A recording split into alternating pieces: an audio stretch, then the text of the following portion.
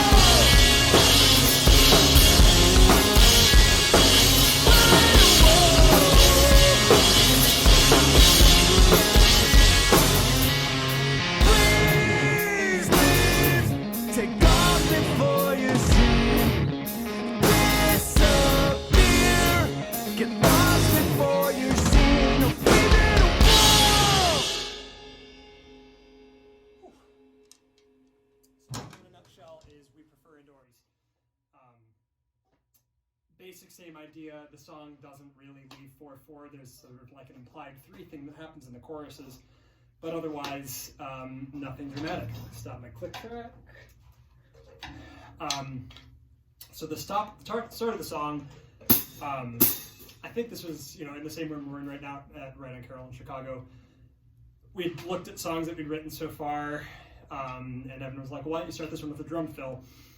And we've written most of the other parts by this point, so the opening drum fill is really sort of a riff on another part of the chorus. So challenging part of that, of course, is that it goes straight into the verse beat. So and then once you get into the actual song, the beat entirely just follows the guitar. So da da da da. And then the whole thing is sort of linear one-to-one with the guitar, which is sort of more familiar with, you know, I used to play a lot of math rock, you know, tried true Chicago tradition, but sort of the drums playing with the guitar, that was very reminiscent of that for me, and so that was super fun to write. So it goes through that.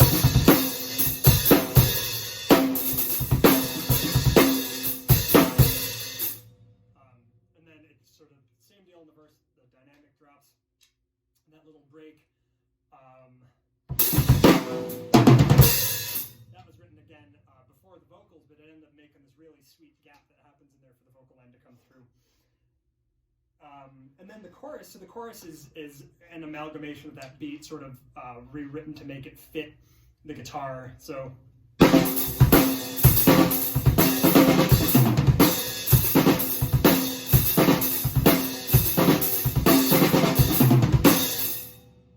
most interesting part of that probably being that coming around the toms, you could play it either way, but I tend to play that with open hands. Because it seems to, you know, your right hand coming off the floor tom, I guess it made more sense to me. Coming into the next section, which I guess you could look at as like the extension of the chorus, the pre-verse, and it's doing you know, new age hi-hats on that, but again with the accent sort of fitting in the guitar. And the keyboard line that's in there, which was our friend Matt Jordan, my studio co-owner and the other engineer on the record, he came up with that, and that sort of was written to fit what I read as the hi-hat accent pattern, but it really did end up working so well together. And then the second verse, before there were vocals on it, I remember not being really sure what was a verse or what was a chorus in this song, and then obviously Evan arranged the vocals, and it makes total sense. But this was just always sort of like the rock out section to me. So it's...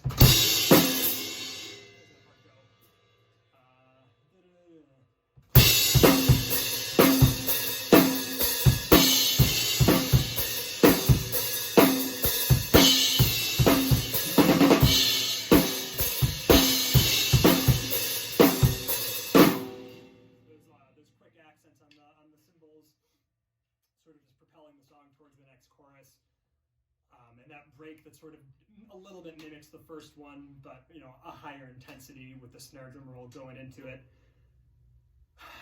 Second chorus, just about same as the first chorus until you hit the second half of it where Evan has that long "please leave." That might be the hardest part of the song because there is just so much space in the drums. The hi-hat pattern is no longer consistent, you know, where you think of a rock drum thing, a consistent hi-hat throughout. So it's...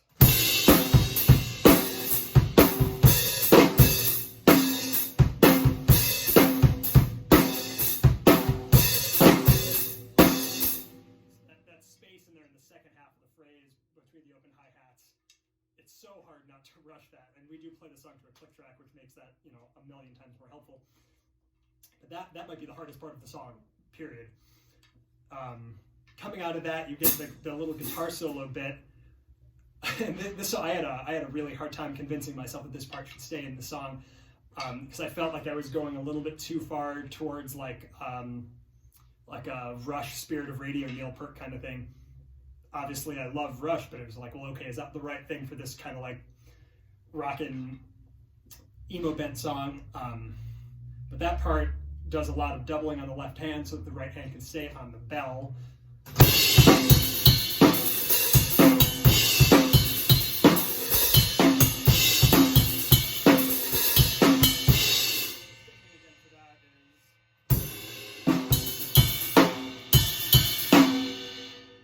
Those groupings of three, but having the left hand double is really the only way I could come up to make that work, short of changing the part. And then coming out of that, you know, you do your little the build thing going into the bridge, which is, Evan came with the bridge idea completely already done, if I remember correctly. It was sort of like an idea that he had as a unit. And I think, yeah, this is the 12th song we wrote. I remember him coming in with this one and being like, oh, hell yeah, like, here we go. This sort of reminded me of Upstate Blues in terms of a bridge that stands alone as a piece of the song. And so I think the drums needed to match that somehow. And at the time, I had been really messing with using your left foot in the same way that a lot of drummers would use their right hand as a timekeeper. So the left foot is on the downbeat through most of the chorus, not just as a timekeeper, but as an instrument that you would want to hear. And it sort of evolves the same beat 3 times. The first one being...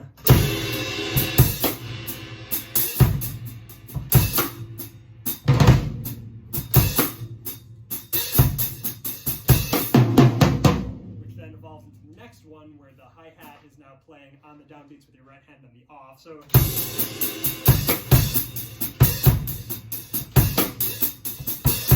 challenge, of course, being not to make it do the disco open-close thing. But then the third time, the right hand just moves to the rag cymbal. It's the same basic idea. So there's the...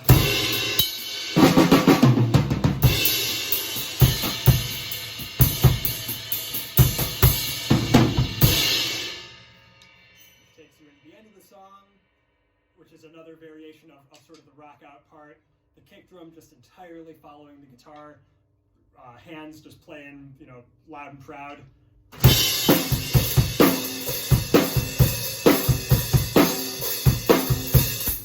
And then the final iteration of the beat uses that same bell idea, but it switches it to crashes.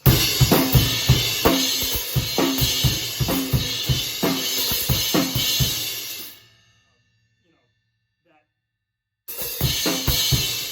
was sort of, again, the 2 hands on the hi-hat for the first guitar solo. That just carries you to the end where it's those hits and breaks. That's about all I got for this song. Thank you for listening to me ramble about this, and thank you for subscribing to the Patreon.